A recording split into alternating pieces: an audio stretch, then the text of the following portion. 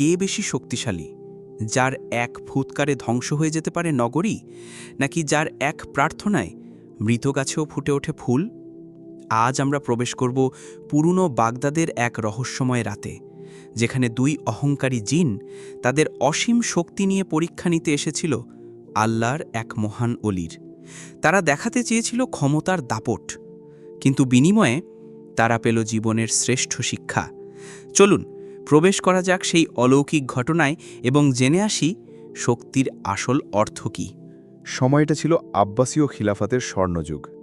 Baghdad তখন ছিল পৃথিবীর কেন্দ্র, জ্ঞানের আলয়ে ঝলমলে এক নগরী। তার অলিগলিতে মিশেছিল বাণিজ্য, কবিতা, দর্শন আর আধ্যাত্মিকতার সুবাস। দজলা নদীর তীরে গড়ে ওঠা এই শহরে যেমন বাস করত সাধারণ মানুষ, বণিক, জ্ঞানী গুণী, তেমনি এর অলক্ষ্যে মানুষের চোখের আড়ালে বিচরণ করত অন্য এক সৃষ্টি, জিন। জিন জগতের গভীরে, যেখানে মানুষের চিন্তার সীমা শেষ হয়, সেখানে বাস করত দুই শক্তিশালী জিন। তাদের একজনের নাম ছিল আজফার, অন্যজনের নাম নাদির। আজফার ছিল এক মারিদ জিন, যার শক্তি ছিল কিংবদন্তিতুল্য। সে তার নিঃশ্বাসে মরুভূমিতে ঝড় তুলতে পারত, পাহাড়ের চূড়া কাঁপিয়ে দিতে পারত এবং এক পলকে শত শত মাইল পাড়ি দিতে পারত। তার শক্তিই ছিল তার অহংকার। সে বিশ্বাস করত এই মহাবিশ্বে শক্তির চেয়ে বড় কোনো সত্য নেই। অন্যদিকে নাদির ছিল এক ইফরিত জিন। তার শক্তি আজফারের মতো বিধ্বংসী না হলেও ছিল অনেক বেশি সূক্ষ্ম ও বুদ্ধিদীপ্ত। সে ছিল মায়া ও জ্ঞানের অধিপতি। সে পৃথিবীর যে কোনো প্রান্তের খবর মুহূর্তের মধ্যে এনে দিতে পারত, মানুষের মনে ভ্রম তৈরি করতে পারত এবং এমন সব মায়াজাল বুনতে পারত যা বাস্তবকে আলাদা করা প্রায় অসম্ভব। তবে নাদিরের মনে শক্তির অহংকারের চেয়েও বেশি ছিল এক গভীর জিজ্ঞাসা, এই শক্তির উৎস কি, এর উদ্দেশ্যই বাকি। একদিন রাতের গভীরে আরবের এক নির্জন মরুভূমিতে দুই জিন বন্ধু মিলিত হল। রাতের আকাশ ছিল তারায় ভরা, কিন্তু আজফরের উপস্থিতিতে চারপাশের বাতাস যেন উত্তপ্ত হয়ে উঠেছিল। আজফর এক বিশাল পাথরের ওপর বসে এক অট্টহাসিতে ফেটে পড়ল। তার হাসির শব্দে মরুভূমির বালি কেঁপে উঠল। দেখেছিস নাদির, আজ আমি লোহিত সাগরের বুকে এমন এক ঘূর্ণি তৈরি করেছি যে পারস্যের সবচেয়ে বড় বাণিজ্যিক জাহাজটিও খেলনার মতো ডুবে গেল। জাহাজের নাবিকেরা চিৎকার করছিল, কিন্তু তাদের অসহায় আর্তনাদ আমার কানে সঙ্গীতের মতো বাজছিল। এটাই শক্তি, এটাই ক্ষমতা। নাদির শান্তভাবে তার পাশে এসে বসল। তার চোখে কোনো উল্লাস ছিল না, ছিল এক বিষণ্ণতার ছায়া। কিন্তু কেন করলে এমন আজফর? ওই মানুষগুলোর কি অপরাধ ছিল? আজফর তাচ্ছিল্যের সাথে বলল, অপরাধ? তাদের দুর্বলতাই তাদের অপরাধ। শক্তিমানের সামনে দুর্বল নত হবে, এটাই প্রকৃতির নিয়ম। আমরা আগুনের তৈরি, আমরা শ্রেষ্ঠ, আর ওই মাটির তৈরি মানুষগুলো, তারা ভঙ্গুর, আবেগপ্রবণ আর ভীতু। তাদের উপর আধিপত্য করাই আমাদের অধিকার। নাদির আকাশের দিকে তাকিয়ে বলল, কিন্তু আমি শুনেছি ওই মাটির তৈরি মানুষদের মধ্যেও এমন কেউ কেউ জন্মায় যাদের আত্মা নাকি নক্ষত্রের চেয়েও উজ্জ্বল। তারা শক্তি দিয়ে নয়, বিশ্বাস দিয়ে জগৎকে প্রভাবিত করে। তাদের নাকি আল্লাহর অলি বা আল্লাহর বন্ধু বলা হয়। আজফরের কপালে ভাঁজ পড়ল। বিশ্বাস? ও সব দুর্বলদের আত্মপ্রবঞ্চনা। আমি কোনো অদৃশ্য সত্তার কাছে মাথা নত করতে শিখিনি। আমার শক্তিই আমার প্রভু। তুমি কি বলতে চাও ওই বাগদাদের শেখ আব্দুল কাদের জিলানি, যার কথা আজকাল জিন জগতেও শোনা যাচ্ছে, সে আমার চেয়েও শক্তিশালী? নাদির বলল, আমি শক্তির কথা বলছি না, আমি ক্ষমতার ভিন্ন এক রূপের কথা বলছি। শুনেছি তার কথায় নাকি শুকনো গাছে ফুল ফোটে, তার দোয়ায় নাকি অসুস্থ মানুষ সুস্থ হয়ে যায়। তিনি নাকি কোনো শক্তি প্রয়োগ করেন না, কেবল তার প্রভুর কাছে প্রার্থনা করেন। এই কথা শুনে আজফার আরও জোরে হেসে উঠল। প্রার্থনা? হাহ, এ তো ভিখারির কাজ। যে নিজের ভাগ্য গড়তে পারে না, সেই অন্যের কাছে হাত পাতে। চলো আমরা বাগদাদে যাই। আমি নিজে চোখে দেখতে চাই ওই মানুষের ক্ষমতা। আমি তাকে এমন এক পরীক্ষার মুখোমুখি করব যা তার সমস্ত বিশ্বাসকে ধুলোয় মিশিয়ে দেবে। আমি প্রমাণ করে ছাড়ব যে দৃশ্যমান শক্তি একমাত্র সত্য, আর বাকি সব মায়া। নাদিরের মনে এক অদ্ভুত কৌতূহল জেগে উঠল।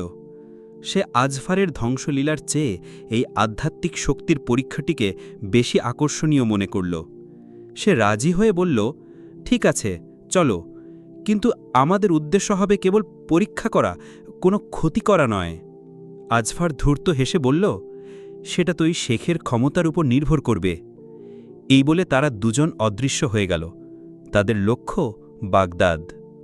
বাগদাদ নগরী তখন রাতের আধানে নিমজ্জিত। শহরের কোলাহল থেমে গেলেও মসজিদগুলোর মিনার থেকে ভেসে আসছিল কুরআন তিলাওয়াতের শান্ত ও সুরেলা ধ্বনি। শেখ আব্দুল কাদের জিলানী রহমাতুল্লাহ আলাইহি তার ছোট্ট কুঠিরে বসেছিলেন। এশার নামাজ শেষ করে তিনি গভীর ধ্যানে মগ্ন ছিলেন। তার সামনে ছিল একটি মাটির প্রদীপ, যার মৃদু আলোয় তার শান্ত ও নুরানি চেহারা আরও উজ্জ্বল দেখাচ্ছিল। তার চারপাশের বাতাসে ছিল এক অপার্থিব প্রশান্তি। তিনি জাগতিক কোলাহল থেকে নিজেকে মুক্ত করে তার মহান রবের সান্নিধ্যে ডুবেছিলেন। হঠাৎ সেই শান্ত পরিবেশে এক সূক্ষ্ম আলোড়ন সৃষ্টি হল। শেখ চোখ না খুলেই বুঝতে পারলেন তার কুঠিরে দুজন অচেনা সত্তার আগমন ঘটেছে। তারা সাধারণ মানুষ নয়, তাদের আগমনে ঘরের বাতাস ভারী হয়ে উঠেছে। কিছুক্ষণ পর তিনি ধীরে ধীরে চোখ খুললেন। দেখলেন তার সামনে দুজন সুদর্শন যুবক দাঁড়িয়ে আছে। তাদের পরনে ছিল মূল্যবান পোশাক এবং তাদের চোখে ছিল এক অস্বাভাবিক তীক্ষ্ণতা। শেখ আব্দুল কাদের জিলানী রহমাতুল্লাহ আলাইহি তাদের দিকে তাকিয়ে মৃদু হাসলেন। তার হাসিতে ছিল এক গভীর প্রশান্তি, যা যে কোনো শত্রুর মনেও সমীহ জাগাতে পারত। তিনি শান্তস্বরে বললেন, আহলান ওয়া সাহলান, হে আল্লাহর সৃষ্টি, তোমাদের স্বাগতম। বলো, এই গভীর রাতে আমার এই গরিবের কুটিরে তোমাদের কি প্রয়োজন? তার কণ্ঠস্বর এত শান্ত ও স্থির ছিল যে আজফার ও নাদির মুহূর্তের জন্য অবাক হয়ে গেল। তারা ভেবেছিল তাদের উপস্থিতে টের পেয়ে মানুষটি ভয় পাবে, চিৎকার করবে অথবা অন্ততপক্ষে বিস্মিত হবে, কিন্তু তার মধ্যে ভয়ের লেশমাত্র ছিল না। আজফার তার বিস্ময় লুকিয়ে রেখে অহংকারী গলায় বলল, আপনি আমাদের চিনতে পেরেছেন দেখছি। আমরা জিন, আপনার খ্যাতি শুনে এসেছি। শুনেছি আপনি নাকি অনেক বড় আল্লাহর ওলি, আপনার নাকি অনেক ক্ষমতা।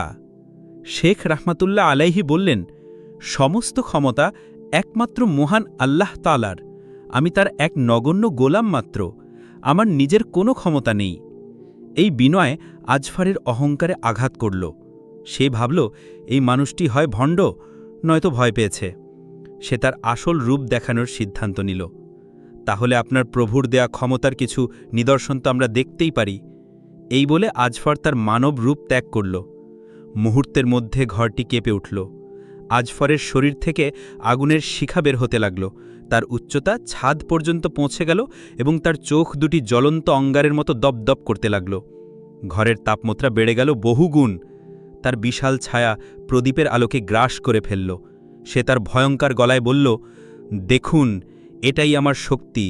আমি এক ফুৎকারে এই ঘরটি ধুলোয় মিশিয়ে দিতে পারি।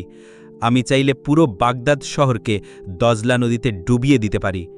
বলুন, আপনার কাছে এমন কি আছে যা এই শক্তির মোকাবেলা করতে পারে?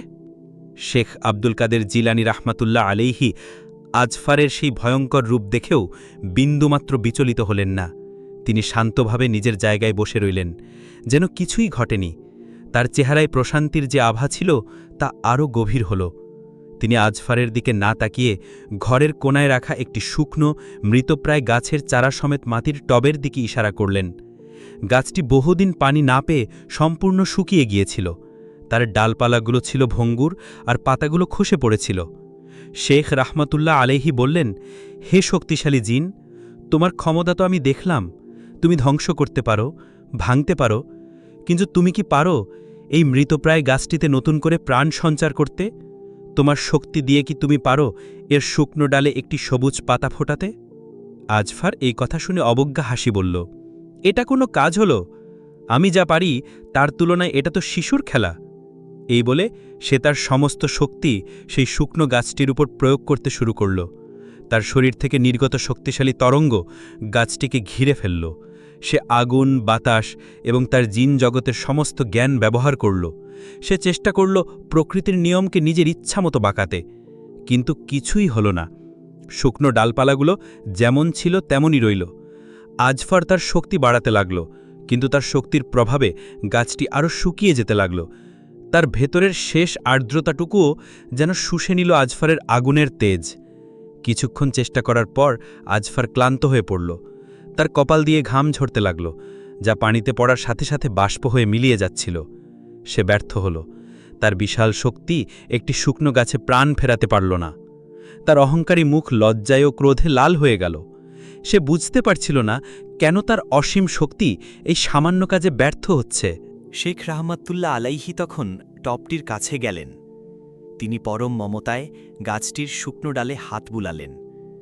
তারপর তিনি চোখ বন্ধ করে আল্লাহর দরবারে হাত তুলে দোয়া করলেন। তিনি বলছিলেন, হে আমার রব, হে প্রাণীর সৃষ্টিকর্তা, আপনিই মৃতকে জীবন দান করেন। আপনার হুকুমে একটি বীজ থেকে বিশাল বৃক্ষ জন্মায়।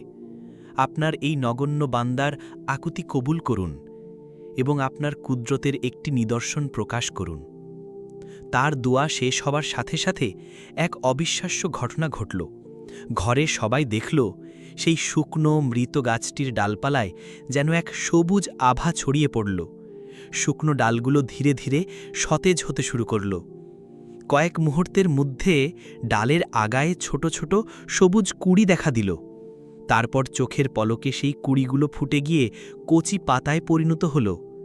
কিছুক্ষণ পরেই গাছটি সবুজ পাতায় ভরে গেল এবং একটি ডাল থেকে একটি ছোট্ট সাদা ফুল ফুটে উঠল, যার সুগন্ধে পুরো ঘর ভরে গেল।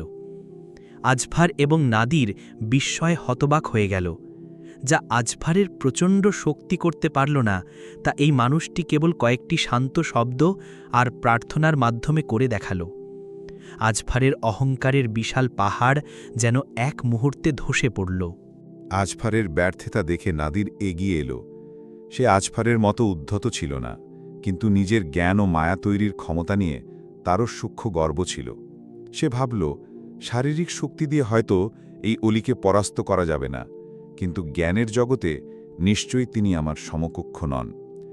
নাদির শেখকে উদ্দেশ্য করে বিনয়ের সাথে বলল, হে জ্ঞানী শেখ, আমার বন্ধু তার শক্তির পরীক্ষা দিয়েছে। আমি শক্তির উপাসক নই, আমি জ্ঞানের পূজারী।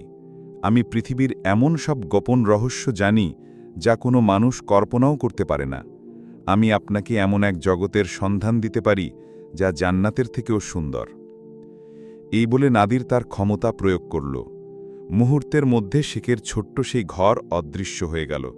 তার জায়গায় তৈরি হল এক বিশাল ও মনোরম বাগান। সেই বাগানে ছিল হাজারো রঙের ফুল, ফলের ভারে নুয়ে পড়া গাছ, স্বচ্ছ পানির ঝর্ণা আর পাখির কলকাকলি। বাতাস ছিল সুগন্ধে ভরা। সবকিছু এতটাই বাস্তব ছিল যে তাকে মায়া বলে বিশ্বাস করা কঠিন ছিল। নাদির বলল, দেখুন, এটাই আমার জ্ঞান। আমি আপনার জন্য এমন এক স্বর্গ তৈরি করতে পারি যেখানে কোনো দুঃখ, কষ্ট নেই। আপনি চাইলে এখানেই চিরকাল বাস করতে পারেন। এটাই তো মানুষের সর্বোচ্চ আকাঙ্ক্ষা, তাই না? শেখ আব্দুল কাদের জিলানী রহমাতুল্লাহ আলাইহে সেই মায়ার বাগানের দিকে তাকালেন। তিনি তার সৌন্দর্যের প্রশংসা করলেন, কিন্তু তার চোখে কোনো লোভ বা মুগ্ধতা ছিল না। তিনি একটি গোলাপ ফুলের কাছে গেলেন, কিন্তু সেটি স্পর্শ করলেন না। তিনি নাদিরের দিকে ফিরে বললেন, হে জ্ঞানী জিন, তোমার সৃষ্টি নিঃসন্দেহে সুন্দর, কিন্তু এই সৌন্দর্যের মধ্যে একটি জিনিসের অভাব রয়েছে। নাদির অবাক হয়ে জিজ্ঞাসা করল, কিসের অভাব? এখানে তো সবই আছে। শেখ রাহমাতুল্লাহ আলাইহি বললেন, এখানে প্রাণ নেই। এই ফুলগুলো সুন্দর, কিন্তু এদের কোনো সুবাস নেই যা আত্মাকে স্পর্শ করে। এই পাখিরা গাইছে, কিন্তু তাদের গানে কোনো আবেগ নেই। এই ঝর্ণার পানি বইছে, কিন্তু তার কোনো কুলকুল ধ্বনি নেই যা হৃদয়কে শান্ত করে। তোমার এই বাগান একটি নিখুঁত ছবি, কিন্তু এটি জীবন্ত নয়। এটি একটি সুন্দর মিথ্যা। তিনি আরও বললেন, প্রকৃত জ্ঞান হল সত্যকে জানা, মিথ্যাকে তৈরি করা নয়। তুমি পৃথিবীর সব খবর জানতে পারো, সমুদ্রের গভীরে কতগুলো মুক্তা আছে তা গুনতে পারো, কিন্তু তুমি কি বলতে পারো একজন অনুতপ্ত বান্দার এক ফোঁটা চোখের পানির মধ্যে আল্লাহর কতখানি রহমত লুকিয়ে আছে? তুমি কি জানো একজন ক্ষুধার্তকে এক টুকরো রুটি দেওয়ার মধ্যে যে আনন্দ, তা তোমার এই মায়ার স্বর্গের চেয়েও 1000 গুণ বেশি? নাদির এই প্রশ্নে স্তব্ধ হয়ে গেল। সে হাজারো তথ্য জানত, কিন্তু এই গভীর অনুভূতির রহস্য তার অজানা ছিল। সে বুঝতে পারল তার জ্ঞান কেবল তথ্যের সমষ্টি, প্রজ্ঞা নয়। তার তৈরি মায়া কেবল চোখের ধাঁধা, আত্মার শান্তি নয়। শেখ রাহমাতুল্লাহ আলাইহে বললেন, তোমার মায়া ফিরিয়ে নাও। আমার এই মাটির ঘর, যার দেয়ালে আল্লাহর নাম লেখা আছে, সেটাই আমার কাছে তোমার এই প্রাণহীন স্বর্গের চেয়েও অনেক বেশি প্রিয়। নাদিরের ইশারায় সেই মায়ার বাগান মিলিয়ে গেল। আবার সেই ছোট্ট ঘরটি ফিরে এলো, যার কোণে মাটির প্রদীপটি তখনও জ্বলছিল। নাদিরের মনে হল এই প্রদীপের সামান্য আলো তার তৈরি করা হাজারো কৃত্রিম সূর্যের থেকেও অনেক বেশি উজ্জ্বল ও পবিত্র। তার জ্ঞানের গর্ব চূর্ণ বিচূর্ণ হয়ে গেল। আজফর ও নাদির দুজনেই পরাজিত ও লজ্জিত হয়ে শেখের সামনে মাথা নিচু করে দাঁড়িয়ে রইল। তাদের সমস্ত শক্তি, সমস্ত জ্ঞান এই শান্ত মানুষটির সামনে তুচ্ছ প্রমাণিত হয়েছে। আজফর কান্নাজড়িত কণ্ঠে বলল, হে আল্লাহর অলি, আমরা ভুল করেছি। আমরা আমাদের সীমিত শক্তিকে অসীম ভেবেছিলাম। আমরা অহংকারের অন্ধকারে ডুবেছিলাম। আজ আপনি আমাদের চোখে আলো জ্বেলে দিয়েছেন। আমরা বুঝতে পেরেছি, আসল শক্তি ধ্বংসের মধ্যে নয়, সৃষ্টির সেবার মধ্যে। আসল শক্তি বাহুতে নয়, বিশ্বাসে। নাদির বলল, আর আমি বুঝতে পেরেছি, আসল জ্ঞান তথ্য সংগ্রহ করা নয়, বরং স্রষ্টাকে চেনা। যে জ্ঞান স্রষ্টার মহত্বকে ভুলিয়ে দেয়, তা জ্ঞানের নামে এক অভিশাপ। আজ আমরা আপনার কাছে তওবা করছি এবং প্রতিজ্ঞা করছি, আজকের পর থেকে আমরা আমাদের শক্তি ও জ্ঞানকে আর কখনো কোনো সৃষ্টির অকল্যাণে ব্যবহার করব না। আমরা আল্লাহর পথে চলব এবং তার সৃষ্টির সেবা করব। শেখ আব্দুল কাদের জিলানী রাহমেহুল্লাহ তাদের মাথায় হাত রেখে বললেন, আল্লাহ পরম দয়ালু ও ক্ষমাশীল। তিনি অনুতপ্ত বান্দাকে ভালোবাসেন। মনে রেখো, শক্তি ও জ্ঞান হল আল্লাহর পক্ষ থেকে আমানত। এর সঠিক ব্যবহার করলে তা রহমত, আর ভুল ব্যবহার করলে তা গজব। অহংকার হল শয়তানের অস্ত্র, যা মানুষকে তার রব থেকে দূরে সরিয়ে দেয়। আর বিনয় হল আল্লাহর বন্ধুদের ভূষণ, যা বান্দাকে আল্লাহর নিকটবর্তী করে তোলে। তিনি আরও বললেন, যাও, নিজেদের জগতে ফিরে যাও, আর তোমাদের প্রতিজ্ঞা রক্ষা করো। মনে রেখো, একটি পিঁপড়ার উপকার করাও একটি পাহাড় ধ্বংস করার চেয়ে আল্লাহর কাছে অনেক বেশি প্রিয়। সেই রাতে আসফর ও নাদির এক নতুন জীবন নিয়ে ফিরে গেল।